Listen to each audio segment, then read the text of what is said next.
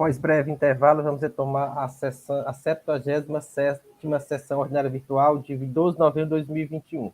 Dando continuidade à nossa ordem do dia, anuncio o processo de recurso 1.1230/2012, aí 2012-02210. Recorrente Claro S.A., recorrido Seju. Relatora, doutora Maria de Lourdes Andrade. Para fazer sustentação oral das razões recursais, doutora Maiara Calabró, e representando o Estado, doutor Rafael Barbosa. Com a palavra, a relatora. Não, peraí. Wanda não, é Aneline, perdão. Doutora Aneline. Aneline. Como assim? Eu tomei um susto. Toma que o filho é teu, tô brincando. Perdão, doutora Lourdes, a relatora doutora Aneline Magalhães, com a palavra. Bom dia a todos. Presidente e demais conselheiros, né? Esse processo, ele tem muita similaridade com o processo relatado anteriormente. A diferença é que ele já teve outros andamentos, né? Inclusive, ele já foi analisado por essa Câmara. Ok? Então, eu vou fazer um breve relato, porque eu acredito que as discussões serão muito mais relevantes para o fechamento do processo. Trata-se também de crédito indevido de ICMS, proveniente de operações de entrada de biomercadoria para o ativo permanente do estabelecimento, aqui a gente trata também da questão do coeficiente, né? A diferença aqui é que o período da infração é no exercício de 2009, mas o artigo infringido e a penalidade são as mesmas aplicadas do processo relatado anteriormente.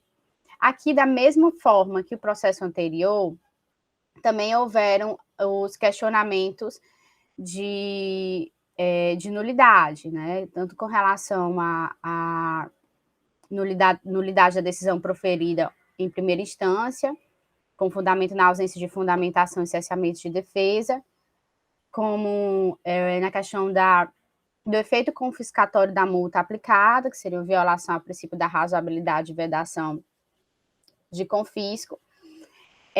Essas preliminares foram todas analisadas, tanto inicialmente no julgamento de primeira instância, foram afastadas, e assim como no processo anterior, o auto também foi encaminhado para a realização de perícia.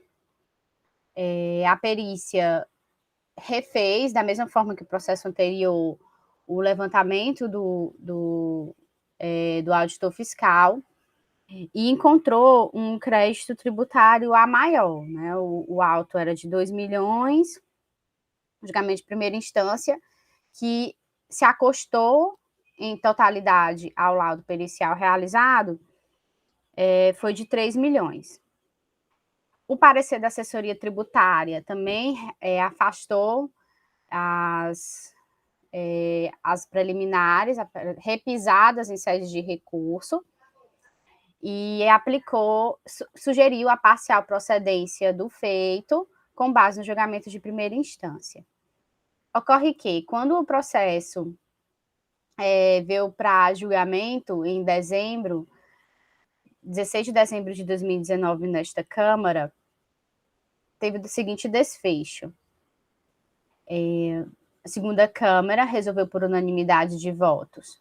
Quanto à preliminar de nulidade da decisão singular por cessamento do direito de defesa, sob a alegação de ausência de fundamentação, foi afastada por unanimidade de votos, considerando que o julgamento singular examinou a matéria que lhe foi posta, emitindo um juízo de valor, adequando o fato à legislação tributária, motivando seu convencimento sobre os pontos controversos ao abrigo das normas. Quanto à alegação de caráter confiscatório da multa aplicada, foi rejeitada por unanimidade de votos, considerando o artigo 48 da Lei 15.614, e considerando ainda que a aplicação da multa se deu em conformidade com o que determina a lei. Na sequência, a segunda Câmara de Julgamento resolveu converter o curso do julgamento do processo em realização de perícia para que se atenda os seguintes quesitos. Quesito 1. Excluir do numerador as operações de declaração de tráfego, quesito aprovado por unanimidade, de acordo com a manifestação oral da PGE, e incluir no denominador algumas operações de transferência de terceiros, que também foi um quesito aprovado por unanimidade, de acordo com a manifestação da PGE. Com relação ao material de consumo, incluir no denominador as operações CFOP 5557 e 6557, este quesito foi rejeitado por maioria de votos, devendo prevalecer a exclusão já efetuada pela perícia anteriormente realizada. Vencidos os votos do conselheiro Leilson e Maria Linete, que votaram pela inclusão dos citados CFOPs. E assim foi feito o laudo pericial, com as respectivas exclusões e inclusões já solicitadas pela Câmara, o qual concluiu. O trabalho pericial consistiu em excluir do numerador os valores referentes às operações de saídas tributadas informadas nas DIEFs para os CFOPs 5301 e 6301 e incluir do denominador os valores contábeis das operações de saídas e prestações totais do período para os CFOPs 5152, 6552, 5403 e 6403, 5409. Depois de realizadas as citadas alterações e refazendo a apuração no novo coeficiente de creditamento mensal, constatamos o aproveitamento indevido de crédito de ICMS no exercício de 2009, no valor de R$ 6.599.000, em decorrência de apropriação a maior do crédito correspondente à parcela mensal de 1,48 Então, mais uma vez, o montante do crédito indevido aumentou tanto da primeira perícia do julgamento singular, como do levantamento inicial realizado pela auditoria. Presidente, é um relato breve, mas porque realmente as questões preliminares, elas já foram analisadas pela Câmara e agora é uma questão mesmo de análise do laudo pericial apresentado após os encaminhamentos da perícia. Mas eu fico à disposição, se puder contribuir com alguma consideração. Obrigada. Obrigado, doutora Neline. Com a palavra, o doutor Rafael Barbosa. Presidente, eu renovo os cumprimentos a todos. E de fato, presidente, o que eu noto desse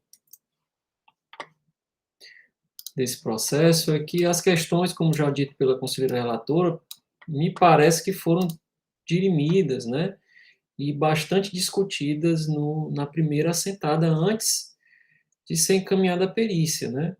Então, alguns quesitos que já foram definidos, inclusive em sessão, né, no sentido da inclusão ou da exclusão no numerador e no denominador para fins de cálculo do coeficiente do CIAP, né? Então, determinados CFOPs já restou definido na assentada anterior, inclusive de acordo com a manifestação oral do representante da Procuradoria, que foi no sentido de excluir do numerador operações de DETRAF, né, que seriam o CFOP 5301 e 6301, né? Esse seria o primeiro desfecho do processo. E a inclusão no denominador de operações CFOP 5152, 6152, 5403, 6403 e 5409, né? Quesito que foi aprovado por unanimidade de votos e teve o de acordo já da manifestação oral do representante da PGE, né? O terceiro quesito seria com relação ao material de uso e consumo, que no sentido de incluir no denominador operações relativas ao CFOP de 55, número 5557 e 6557, né? Um quesito que foi rejeitado por maioria de votos, mas que a Procuradoria se manifestou no sentido da inclusão dos citados CFOPs, e nesse sentido nós mantemos a manifestação da PGE por ocasião daquela assentada, e seria isso, seria no sentido de acolher os pontos do laudo pericial que já foram dirimidos na assentada anterior, presidente. Obrigado, doutor Rafael. Com a palavra, doutora Maiara. Quero cumprimentar novamente os nobres conselheiros aqui presentes, o representante da Fazenda. Eu gostaria só de fazer umas breves considerações. Quando da primeira elaboração do primeiro laudo pericial, antes do julgamento de segunda instância, o perito ele praticamente igualou o coeficiente de creditamento da empresa ao apresentado pelo perito, ficou bem parecido. E a discussão ela seguiu em relação ao saldo que a empresa tinha direito a se creditar. Em relação a esse saldo, a empresa, na época, ela juntou, após a defesa, umas notas fiscais, a quais demonstram todas as entradas dos bens adquiridos para o ativo permanente da empresa e que ajudavam a compor o saldo acumulado, o que foi desconsiderado na primeira perícia, gerando a divergência no saldo. E segundo, esse auto de infração em discussão, ele também guarda relação com outro auto, que é o ano de 2010, 22442. Esse auto, ele estava esperando o julgamento, inclusive esse processo ele ficou sobrestado durante um bom tempo, e ele teve julgamento no final do ano de 2019, e nesse julgamento foi dado parcial procedência, ou seja, o julgamento desse auto que eu me referi, ele automaticamente vai interferir o saldo discutido nessa autuação, uma vez que lá também discutia saldo de SIAP referente aos exercícios dos anos anteriores. Vindo a julgamento de segunda instância, foi determinada nova perícia, e nessa nova perícia, além de ter sido elaborado um novo coeficiente por conta de exclusão e inclusão de uma série de operações, também continua a divergência no saldo, por não considerar essas notas fiscais que a empresa juntou, né? E além dessa divergência, além do saldo que modificou nesse auto de infração. Sobre o coeficiente de creditamento, após a realização do laudo pericial agora em segunda instância, a empresa observou algumas inconsistências com inclusão e exclusão do numerador pelo perito. São elas. O perito excluiu do numerador, né, as prestações de serviços de cessão de onerosa de meio de redes, com CFOP 5301 e 6301, ainda que nessas operações haja o recolhimento de ICMS, né, ainda que de forma diferida, mas que deve compor o numerador da fração algébrica tributada.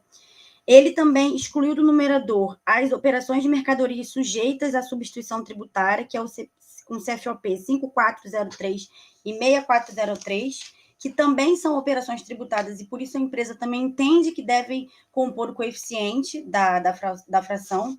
E no numerador, ele incluiu operações que não estão sujeitas ao ICMS, na verdade, que não estão sujeitas, não, que não são consideradas saídas, né, que são a remessa de bens incomodados, uma vez que esse bem ele é remetido e depois volta para a empresa, não é considerado saída nessa situação, e a transferência de bens entre estabelecimentos da titularidade da empresa, que são os CFOPs 5152 e 5162 e 5409, que são operações que estão fora do âmbito de existência do ICMS, conforme já decidido em julgamento do STF, do STJ, inclusive essa ADIM agora 49. São essas as considerações que a empresa quer colocar em discussão acerca do novo laudo pericial elaborado. Obrigada mais uma vez pela oportunidade de sustentação. Obrigado, doutora Maiara. Senhores conselheiros, o processo está em discussão.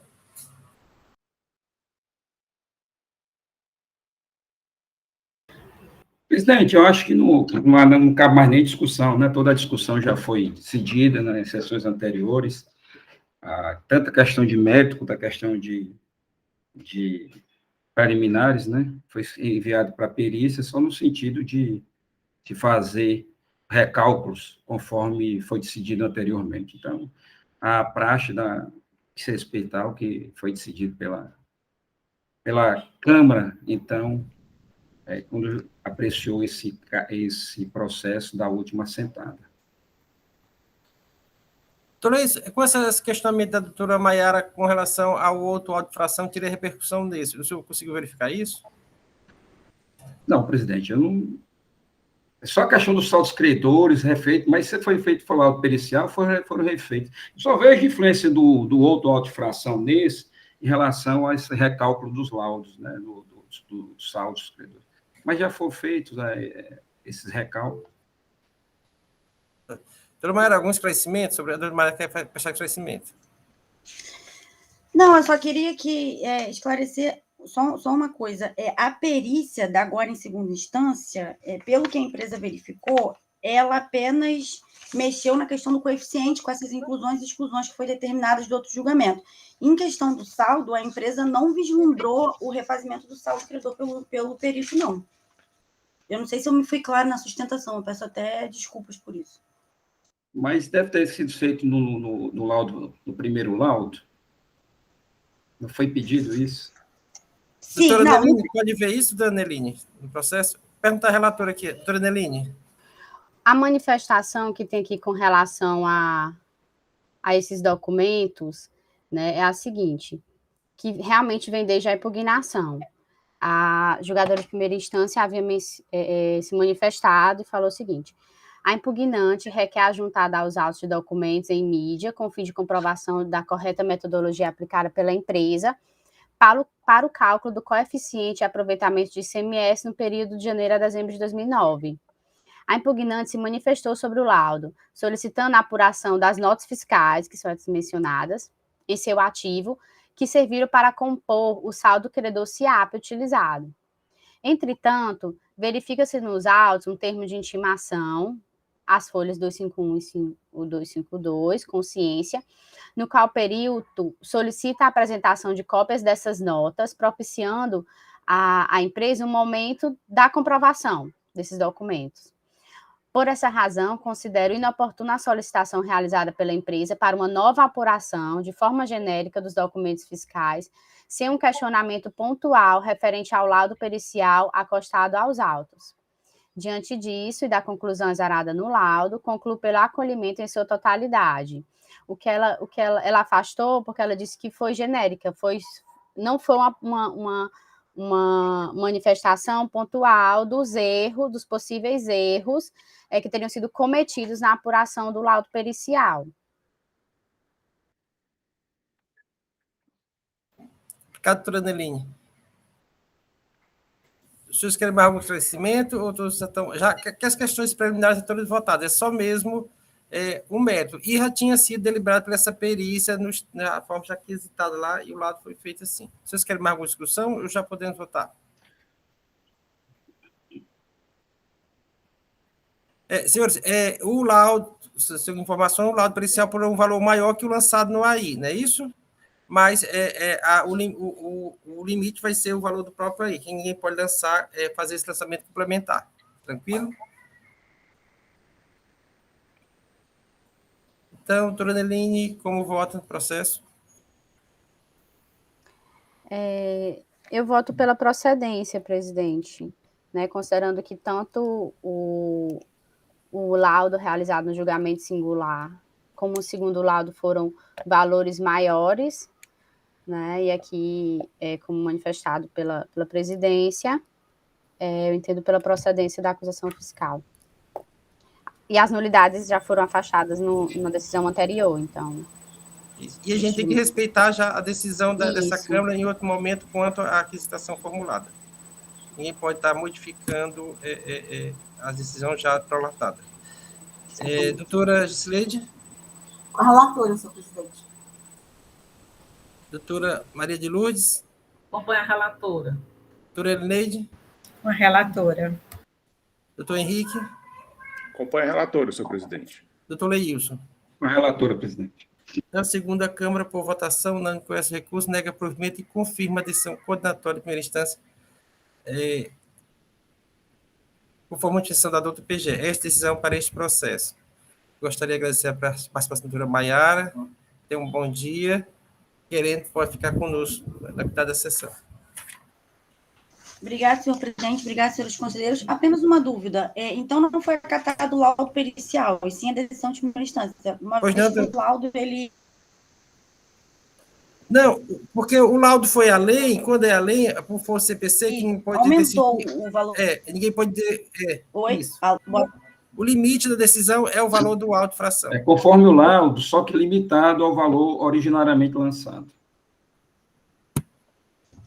Tá bom, obrigada. Tenha um bom dia. Bom dia. Senhores, dando continuidade ao nosso julgamento, anuncio o processo de recurso 4146-2019, aí 2019-11281. Recorrente do Comércio de Ótica e recorrido Seju. Relator doutora Elineide Silva. E o processo seguinte é o processo também da DU, o relator doutor Henrique José Leal Gereissati. Ambos são a mesma matéria, só exercício diferente. Então, a doutora Elineide relatará o processo, o doutor Henrique acompanhará. Certo? Com a palavra, a relatora doutora Elineide.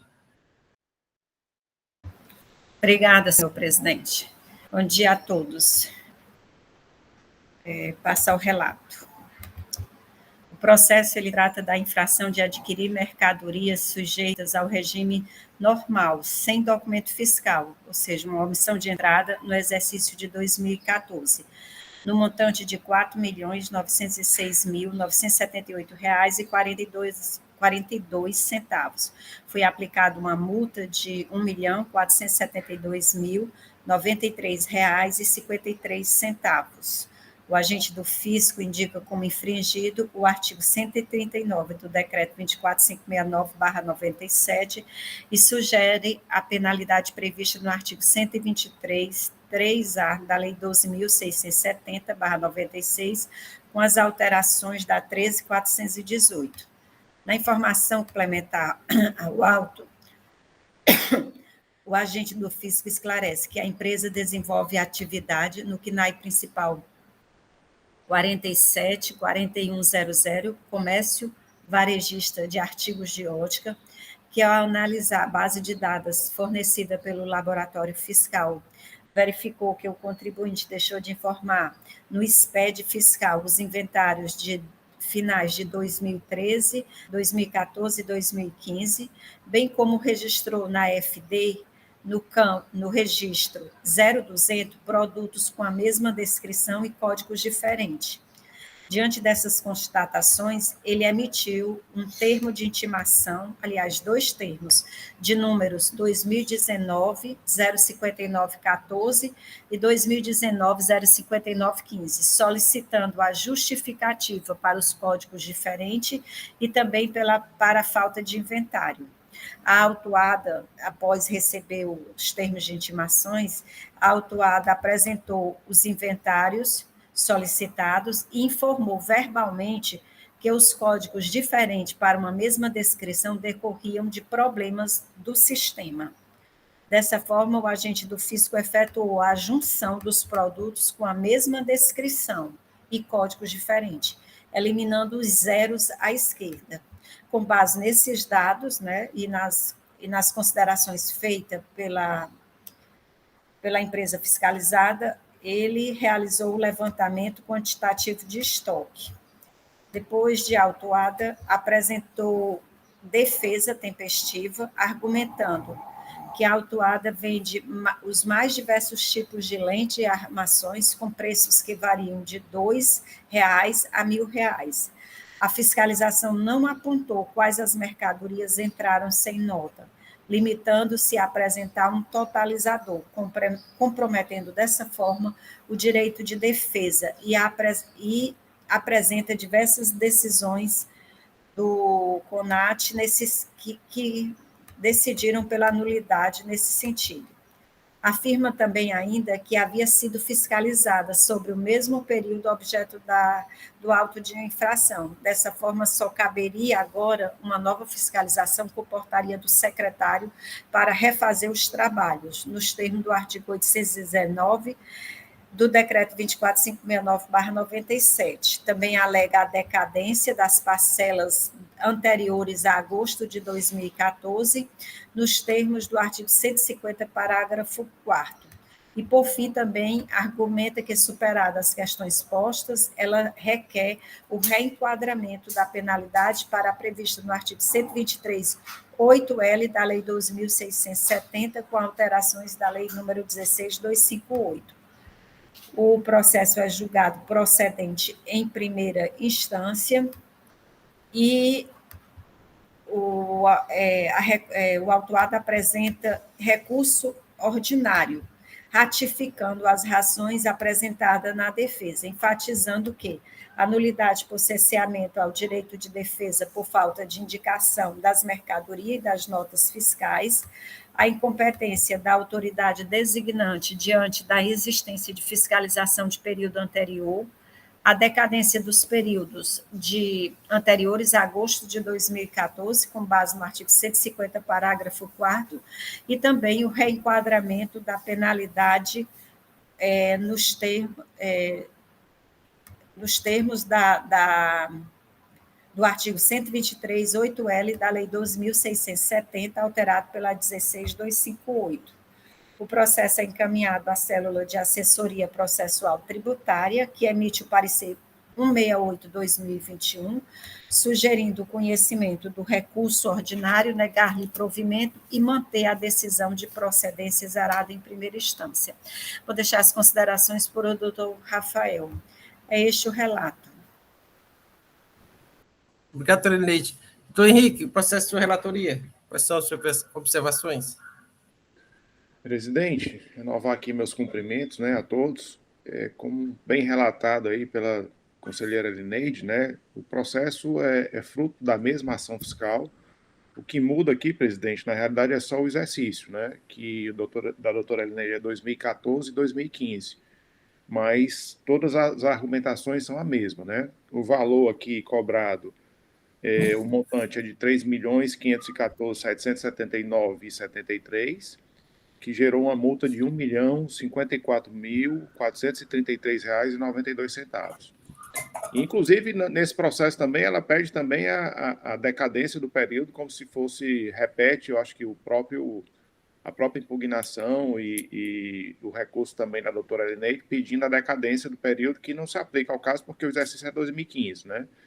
Então, basicamente, a diferença que tem aqui no julgamento é esse, né? Porque os argumentos são diferentes em relação à decadência, mas todos digamos assim, as alegações trazidas na impugnação são a mesma, né? O cesseamento de direito de defesa e as informações não estão corretas, embora o fiscal, já antecipando aqui, tenha anexado todos os quadros demonstrativos e tenha considerado os estoques informados, né, que estavam zerados anteriormente, né? Mas ele aproveitou o estoque, fez a junção de acordo com o que foi colocado pela própria empresa, só para já antecipar um pouco aqui do que está colocado no processo para otimizar nossas discussões. Seria esse o breve relato, senhor presidente. Obrigado, doutor Henrique. Com a palavra, doutor Rafael Barbosa. Presidente, renovo os cumprimentos a todos os conselheiros, secretária. Ambos os autos de infração, presidente, são omissão de entradas, né? Acusação de omissão de entradas por via da metodologia do sistema de levantamento de estoque, só muda realmente os exercícios. O recorrente traz uma nulidade, nulidade essa que impugna a própria metodologia do levantamento. Segundo ele, na verdade, é um cesseamento de direito de defesa, uma nulidade que se confunde um pouco com o mérito, né? Porque ele, ao mesmo tempo que diz que houve cesseamento de direito de defesa, ele se defende dizendo que as mercadorias entraram no estabelecimento com nota, né? Então, assim, esse seria o primeiro ponto. E o segundo é que a metodologia, não há como acolher a nulidade que foi suscitada no recurso, em virtude de ser uma metodologia legitimada no âmbito da Secretaria da Fazenda. O mérito da acusação em si, não obstante seja questionado pela defesa, presidente, a defesa ela se comportou de modo genérico, porque em momento algum a defesa impugnou especificamente os termos do levantamento, ou seja, em momento algum ele questionou uma junção que não tenha sido realizada, em momento algum ele questionou o CFOP das operações, em momento algum ele trouxe elementos que redundassem num prejuízo a presunção de legitimidade, né, da qual naturalmente se reveste os atos administrativos. Então, em razão da generalidade também da defesa, que não trouxe nenhum elemento, não é possível acolher também o pedido de perícia que foi suscitado. Outro ponto que é trazido também como preliminar, que seria a decadência, presidente, mas em ambos os autos de infração não houve lançamento de imposto, né, é apenas a multa isolada. Então, em se tratando de penalidade, não há como guardar qualquer tipo de coerência com os elementos caracterizadores do artigo 150, parágrafo 4º, porque não se homologa a penalidade, né? Não há como a multa isolada aqui foi decorrência do exercício do poder sancionador do Estado e não há como guardar coerência e pertinência com o artigo 150, parágrafo 4º, que exigem que as informações sejam prestadas e homologadas pelo fisco, nos termos da jurisprudência do STJ.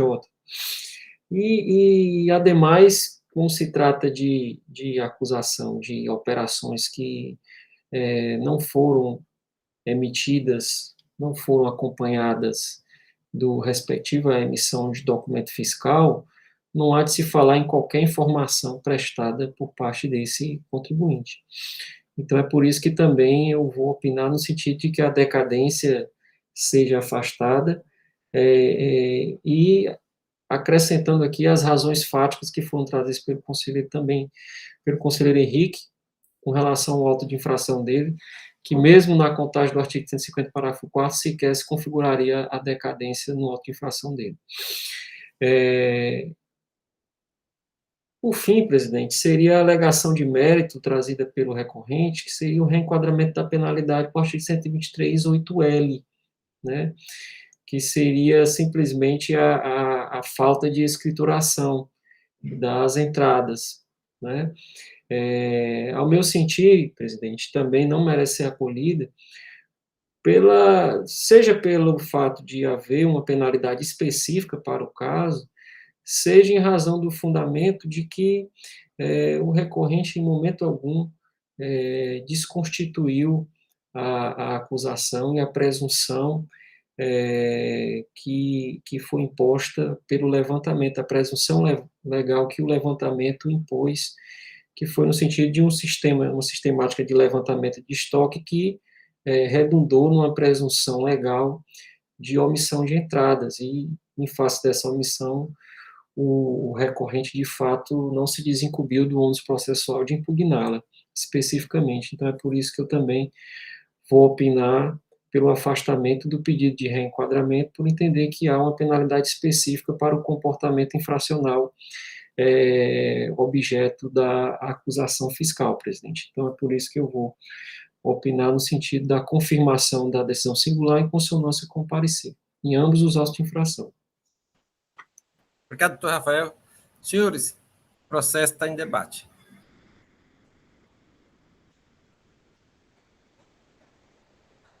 Doutora Elineide?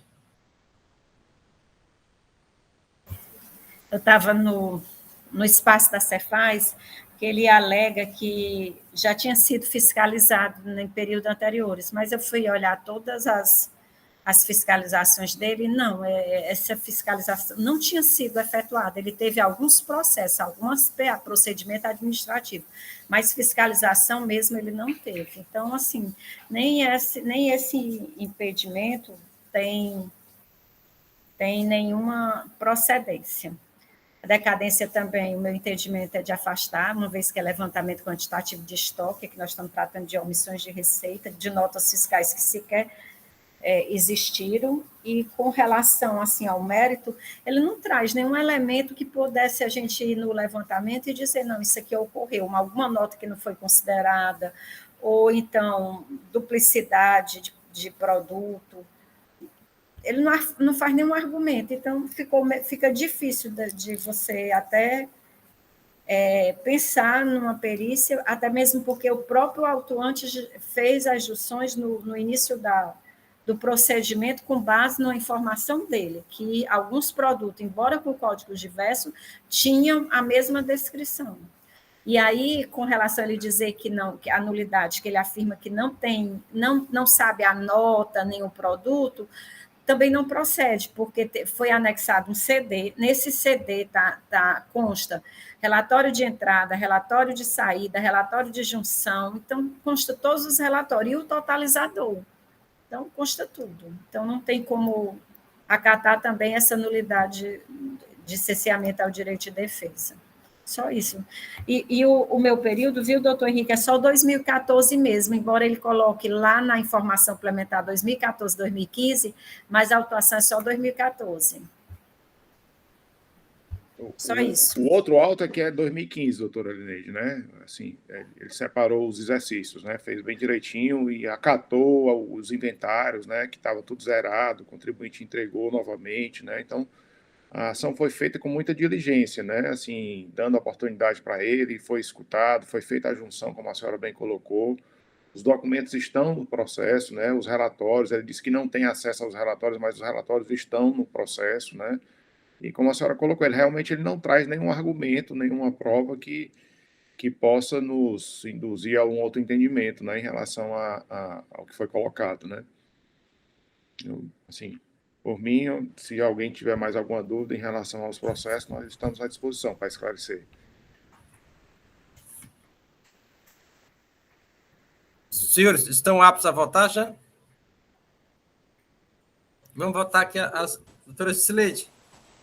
É só para me manifestar que, conforme o relato dos conselheiros, foi bastante claro aí o procedimento do auditor, onde ele deu oportunidade à recorrente para apresentar suas defesas e incluir no processo. Então, assim, acredito que esse processo está com bastante clareza. Então, essa é a minha manifestação, senhor presidente. Muito obrigada.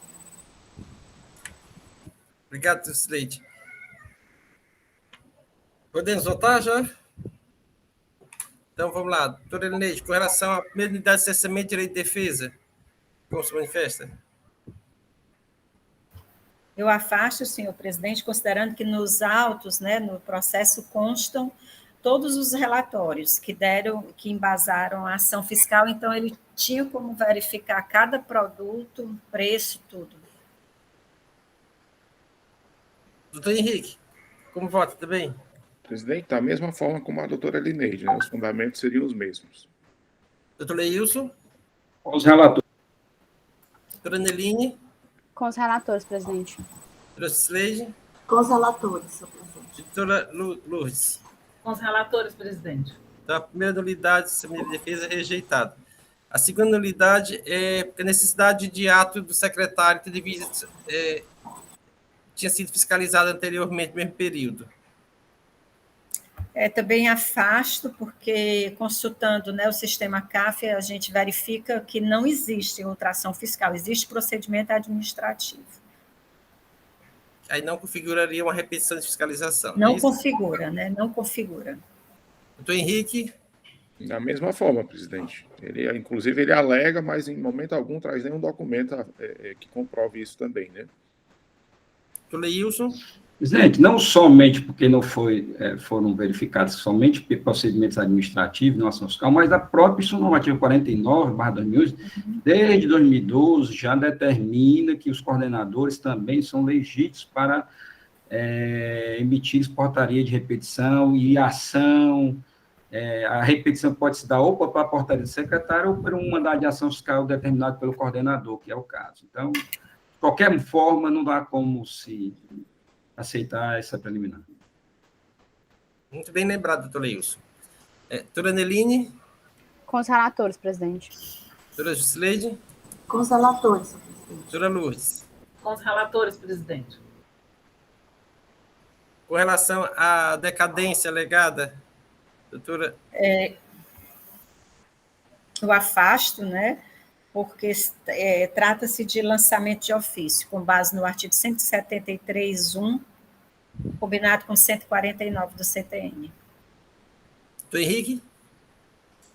Presidente, essa possibilidade nem se aplica ao nosso processo, né? Porque o período fiscalizado aqui é 2015 e o auto foi lavado em 2019, né? Então, mesmo que pudessem pensar em enquadrar no 150, não seria possível, né? Tem uma diferença aqui em relação ao auto da doutora Lineide. Doutor Leilson? Presidente, não só pelo que foi afirmado do doutor Elineide, doutor Henrique, mas também, como se trata de omissão de entrada, sequer esses documentos também foi declarado, sequer esse imposto foi colocado à submissão de homologação pelo fisco. De qualquer forma, não há como nem se aduzir por essa decadência. Doutora Aneline? Com os relatores, presidente. Doutora Jusileide?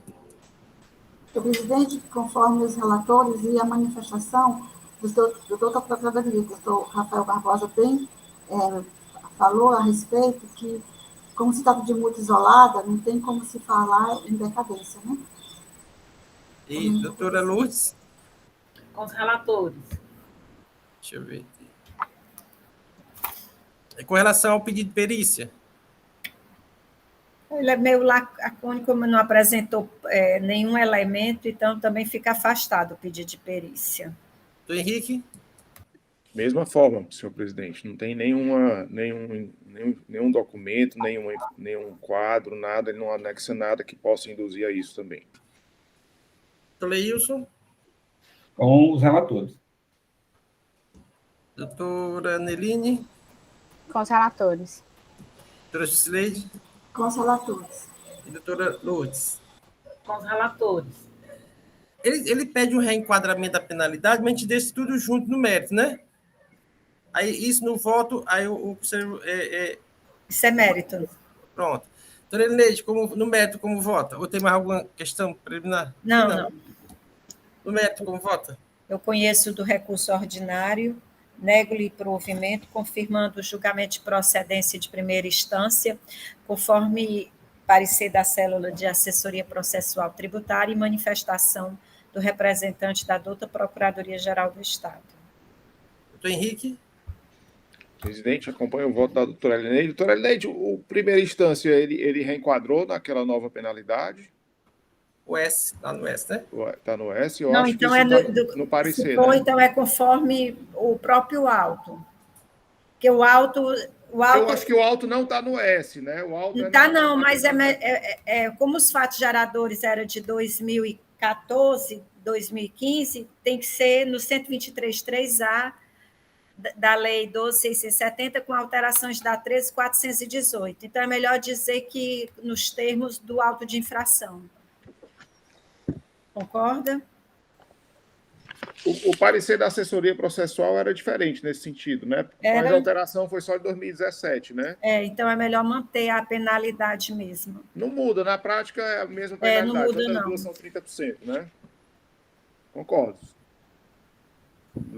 O voto da forma como foi lançado no áudio, senhor presidente. Doutor Leilson? Com os relatores. Doutora Aneline? Com os relatores, presidente. Doutora Jusileide? Com os relatores. Doutora Lourdes? Com os relatores.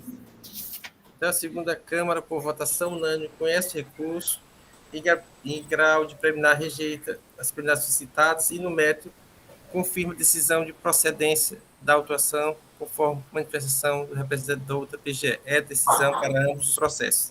Senhores, já percorremos toda a nossa pauta de hoje. Quero agradecer a Silvana, levantou a mão. Para a Silvana. Presidente, eu fiquei numa dúvida. Pronto? Pronto, pode eu fiquei perguntar. numa dúvida no processo da conselheira Aneline, certo? Sim. O julgamento de primeira instância foi parcial procedente e o parecer também era pela parcial procedência. Eu não botei aqui no pauta, mas tem reexame necessário. Se o valor é maior, como é que foi parcial procedente? Não está equivocado, não? Eu perguntei à conselheira Aneline, ela disse... Não, foi parcial procedente o julgamento. Pois é. Então, a decisão... Deu a maior, mas ela botou parcial procedente. É porque o presidente, quando anunciou a decisão, disse negar provimento ao recurso. Não, falou do recurso ordinário. Ele tem reexame também, né? A nossa decisão é que foi procedente, Isso. porque os laudos foram a maior do que o auto de infração. A Não, gente tá pode certo. fazer o lançamento aqui. A minha dúvida Mas é o julgamento singular está aqui, parcial procedência do auto de infração. Eu acho que é dar provimento ao reexame necessário, e negar, e negar-lhe provimento, negar e conhecer do recurso ordinário e negar-lhe provimento com decisão de procedência. Tem que ser dessa forma. Isso. Tem que ser Certo. dessa forma. Tá aqui. certo, presidente. Queria só tirar essa. Pronto. Então, está encerrada a sessão, assuntos gerais. A doutora Inês já está correndo já. Não, ainda tem um tempo. Gostaria de agradecer a todos, em especial ao doutor Rafael, por essa semana aqui conosco.